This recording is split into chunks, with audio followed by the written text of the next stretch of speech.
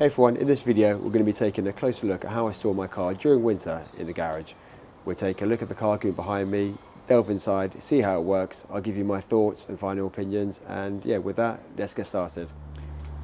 So I bought my car in June 2025 in the summer, and although I knew I'd be keeping it in the garage, I didn't really give any consideration to the environment it would be in during winter.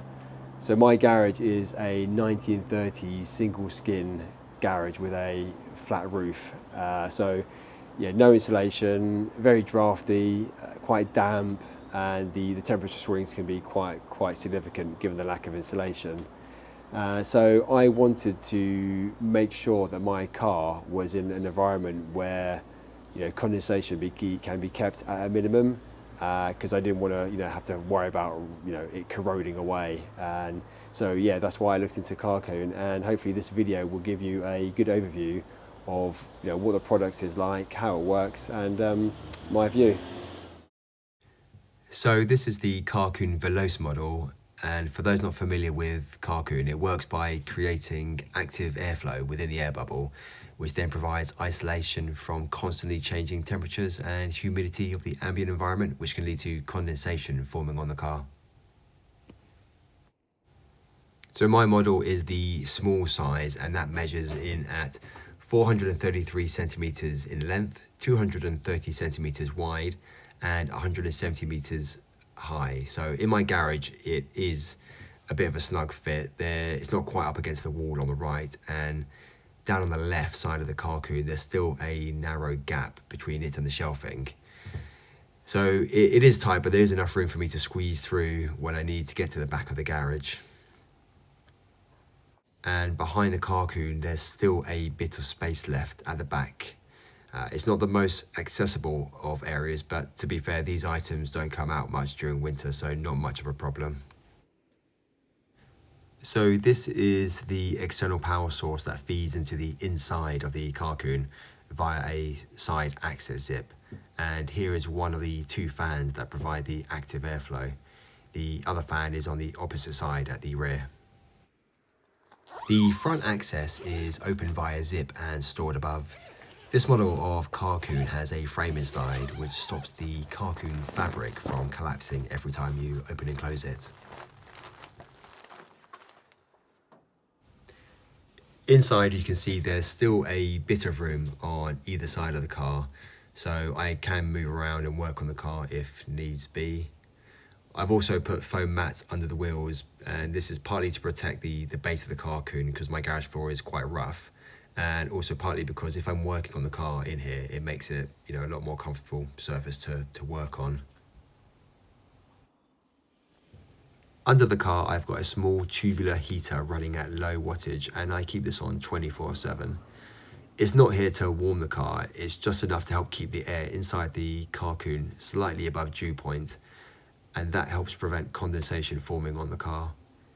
I want to try and stop the car from sweating when the temperature swings, which is one of the biggest causes of corrosion in storage. At the back, there still is some storage space which I use to keep my spare wheels, half doors, windscreen and other bits and pieces. And over on the side here, you can see there is the small zip access point I mentioned earlier, which allows you to feed in a power source without breaking the seal of the Carcoon. And I use this to power the tubular heater, lights and an additional fan heater that sits at the rear of the car. So with the car out of the way, we can get a better view of the side zip access I mentioned earlier for the power, the fan heater which runs on a timer during the night, and I've also put a brick down to stop me reversing into the tyres or whatever I have stored at the back. On each side there are large access panels which can unzip and fold neatly on top, giving easy access from the side without disturbing the whole setup. But I've not yet had the Carcoon in spring or summer, so at this stage I'm unsure whether once the weather improves, if I use these side panels or I will just take the Carcoon down completely. Because the Carcoon blocks most of the garage lighting, I have run a Tapo LED light strip along the interior frame, and I think it works really well. This was only £15 and is controlled via the Tapo app on my phone, and also controls the smart plugs for both the tubular and fan heaters. As you can see in the dark, the LED light strip does give out plenty of light. For added peace of mind, I also have a humidity monitor which is kept on the car when it is stored, and this reports the temperature, humidity and dew point straight to my phone and stores all the readings so I can look back at trends over time. Because the garage floor isn't level at the door, I've added a rubber seal to close this gap and to try and stop moist air from being blown inside. So there we have it, just a quick video showing how I store my car over winter. The Carcoon is an expensive option. It would cost me 500 quid new, and that's just for the small size. But for me, knowing that the car is in a nice stable environment over winter, no condensation, no rust, money worth paying in my view. Obviously, aside from the cost, another downside is that my garage, it does take up a lot of space. As you can see, there's no room either side. At the back, there's limited space.